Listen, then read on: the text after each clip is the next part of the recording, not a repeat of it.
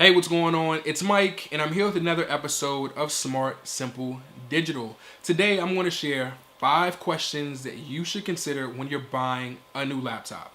So, if you're in the market for a new laptop, maybe you are a student getting ready to head back to school, or you're someone who's just looking to refresh your current laptop because the prices are pretty good around this time of year, then this episode is for you. So, question number 1 is, what operating system do you prefer? Is it Mac, Windows, or Chrome?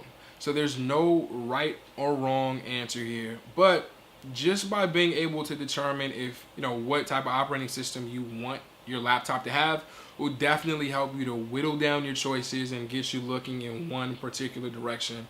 One thing to consider here is think about the types of apps that you're going to be using, and whether or not those apps that you use the most or that you plan to use, if they have a particular requirement for an operating system. So think about those things, and that may definitely help you to decide what operating system you prefer. And also, just it comes down to personal preference. Second question that you should consider is, what types of tasks will you be performing on your laptop? What are you going to be using this laptop to do?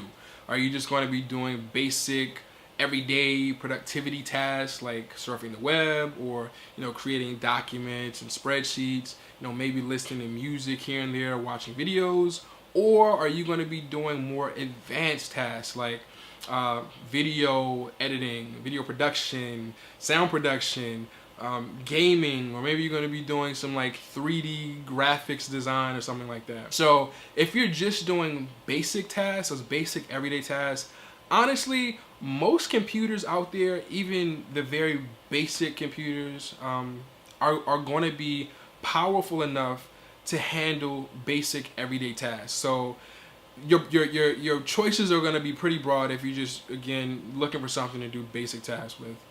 However, if you are looking for a laptop that you can use to do those advanced tasks like video production, sound production, photo editing, 3D modeling, and things along those lines, then you want to be a little bit pickier and pay closer attention to the specs. Primarily, you want to look at the processor. That's definitely one of the most important things. So for that lightweight video production, video editing, and graphics, this is just a baseline, but you want to look maybe look towards laptops that have an i5 processor. If you are doing those more advanced things like 3D modeling, really hardcore film production, video production, sound, and photo editing, then you might want to look towards a computer that has like an i7 processor. Again, those are just baselines, but definitely things to keep in mind. Question number 3, are you a multitasker? Are you someone who typically has a bunch of different programs open at one time? Do you have your browser open at once, and you have a bunch of different tabs open in your browser, along with maybe you're listening to music at the same time, and you may have like a couple of different programs running in the background? Those are things that you want to take into consideration. And if you are a heavy multitasker, you want to make sure that the laptop that you choose has enough memory to be able to run multiple projects at once. A good baseline is 8 gigabytes. You want to make sure that if you are a multitasker, that your laptop has at least 8 gigabytes or more. It's a good starting line. Question number 4, do you plan on installing a lot of apps or storing a lot of music or videos or photos and other types of files on your laptop? Now, if the answer to that question is yes, then you definitely want to make sure that your laptop has a hard drive that's large enough to store all that information. So you want to look for a hard drive or laptop with a hard drive that's around 500 gigabytes or more. Now, if you don't plan on storing a bunch of media, particularly video and music and photos, which take up a bunch of space, if you aren't planning to store a lot of those things, then you can get away with having a hard drive that's around 256 gigabytes or so. One thing to keep in mind as well, probably when you're looking at laptops, if you're already doing that right now, or when you start to do that, you'll notice that some laptops will say they have a solid state hard drive. It will say an SSD drive, and then others might say they have an HDD drive or hard disk drive. Here's what that means. So an HDD drive is really, that's been the standard type of hard drive that has been installed in most computers up to this point. It has a disk inside, a rotating disk inside that that's used to store the information. HDD drives are a little bit cheaper, so they don't really inflate the overall cost of the laptop. They come in a wide range of different storage capacities. SSD drives, on the other hand, they don't have any moving parts, so the information is stored on microchips. So you can kind of think of it as like an oversized thumb drive that's inside of your computer. So there's no moving parts. It's a little faster than an HDD drive. So if you have a laptop that has a SSD drive, it's going to start up a little quicker. It'll be quicker for you to access information. The only downside is that SSD drives are more expensive, and so they're going to inflate the overall cost of the laptop. So whichever one you pick, there's no really right or wrong. It really just comes down to personal preference. But I just wanted to explain it just in case you're wondering what SSD and HDD is as you are looking for laptops. Question number 5. What are your design and personal preferences? So what I mean by that is, how much are you actually willing to spend on a laptop? If you only have a budget of a couple $100, then, well, that may remove Apple from your list of contenders because those normally run on the higher end.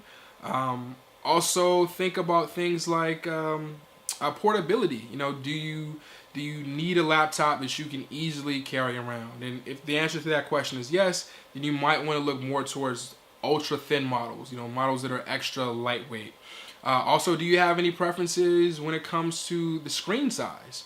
Do you need are you good with the standard screen like a 13-inch or 15-inch screen, or do you need a laptop that has a larger screen, maybe a 17-inch or something larger?